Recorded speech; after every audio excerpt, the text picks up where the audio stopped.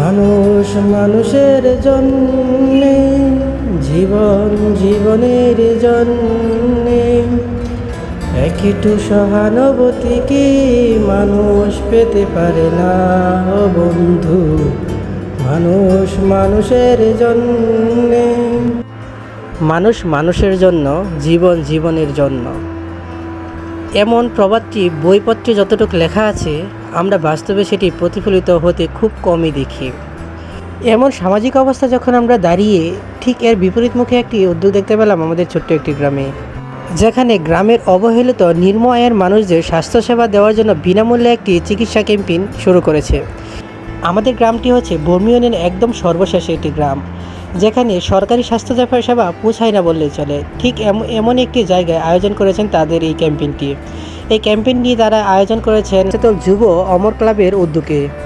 এই ফ্রি স্বাস্থ্যসেবা ক্যাম্পেইনটি যাদের শ্রম ও মেধার মাধ্যমে আয়োজন করা হয়েছে, তাদের কৃতিত্ব না দিলেই হয় না। তাদের মধ্যে রয়েছে সুমন ভাই, তাছাড়া রয়েছেন কামরুজ্জামান ভাই, আরও রয়েছেন মানিক প্রধান ভাই। তাদের অক্লান্ত পরিশ্রমের মাধ্যমে আজকের এই ফ্রি চিকিৎসা ক্যাম্পেইনটি আয়োজন করেছে এবং সেটি সেবা প্রান্তিক মানুষেরা পাচ্ছে।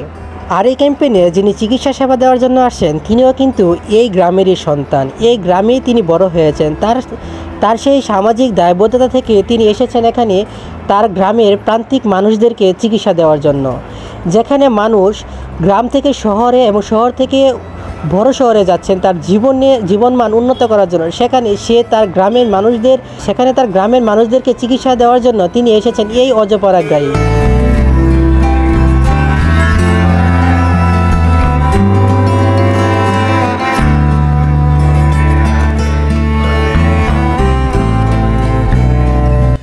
আসলে চিকিৎসা পেশাটা এমন একটা পেশা, এটা সবসময় মানুষের কাছে যাওয়ার সবচেয়ে ভালো উপায়। অন্য পেশা এরকম না, এবং চিকিৎসকরা মানুষের ভালোবাসা পাওয়ার সবচেয়ে ভালো প্রফেশন চিকিৎসা।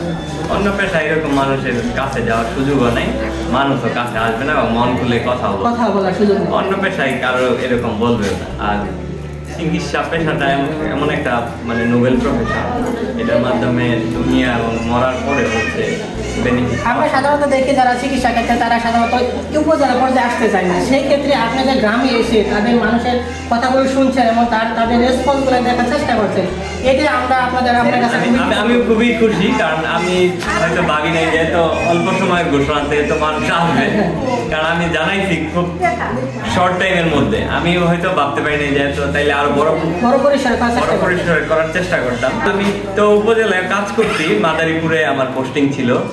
মাদারীপুরে পোস্টিং থাকার সুবাদে মাদারীপুরের মানুষজনের সাথে মিশছি। ইভেন এখন আমি মাদারীপুরের যে উপজেলায় ছিলাম, ওই উপজেলার মোটামুটি আমার এই গাজীপুরে যতটা না মানুষ চিনে আমাকে, আমার ওই মাদারীপুর এর থেকে মনে হয় 3 থেকে 4 গুণ মানুষ এখন আমার নাম ধরে, ডাক্তার আশিকুর রহমান, আমার নাম তো আর মনিররা জানে না, এই নামে আমাকে এখনো মাদারীপুরের মানুষজন চিনে। সেই সাথে আমি আরেকটু ধন্যবাদ দিতে চাই যে আমাদের লাকসাগর যুব অমর ক্লাবের এই উদ্যোগটা, আমি আসলে খুবই কৃতজ্ঞ অমর ক্লাবের প্রতি। কারণ আমি তো ছোটবেলা থেকে আসলে অমর ক্লাবকে দেখে আসতেছি, ইফতার পার্টি করতো, অনেক কিছুই করছে, কিন্তু মাঝখানে একটু স্থবির ছিল।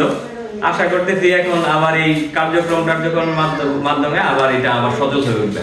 আমি একটু রুগীর সাথে কথা বলি, সে এখান থেকে ট্রিটমেন্ট নেওয়ার জন্য আসছে। আপনাদের চোখের সামনে থেকে বলেছে যে তাদের ব্যবহার এবং তার চিকিৎসা, তো আপনার কাছে কেমন লাগে? খুবই ভালো।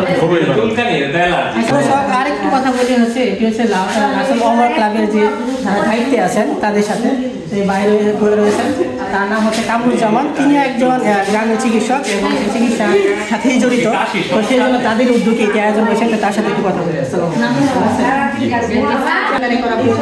আমাদের পরিকল্পনা আছে,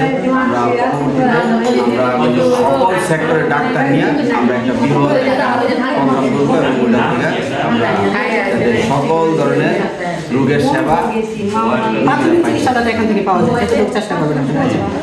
তুমি যে প্রশ্নটা করছো, আমাদের এই উচ্চশিক্ষিত হোটেলটা আমরা মূলত পার্সোনালি নিজস্ব ব্যক্তিগতভাবে আমরা এটা অল্প পরিসরে, খুব যে বেশি তা না,